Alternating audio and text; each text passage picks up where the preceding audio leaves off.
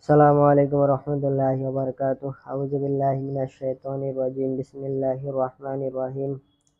সম্মানিত দর্শকগণ, আপনারা কেমন আছেন? আশা করি ভালো আছেন। আলহামদুলিল্লাহ, আপনাদের দোয়ায় আমিও ভালো আছি। তো আজকে আপনাদের জন্য আরেকটি গুরুত্বপূর্ণ তদবির নিয়ে উপস্থিত হয়েছি।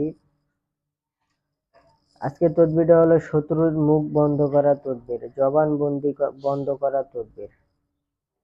অনেক শত্রু আছে বিনা কারণে মাসের কাছে পাড়ায় পাড়ায় বিভিন্ন দোষ কয়ে বেড়ায়। কোনো অপরাধ করে না, তাও শত্রু কি করে পাড়ায় পাড়ায় দোষ কয়ে বেড়ায়, বানায় বানায়। তো ওই শত্রুর কিভাবে জবানবন্দি বন্ধ করবেন, তাহলে এই বিষয়ে একটা তদবির নিয়ে উপস্থিত হয়েছি।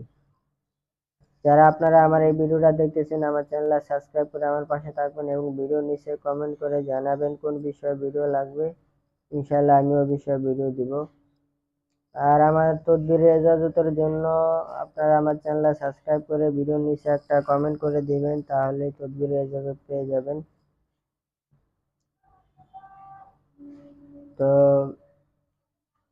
এখানে যে নকশাটা দেখতে পাইতেছেন, এই নকশাটা আপনারা জাফরান কালিতে একটা সাদা কাগজে লিখবেন।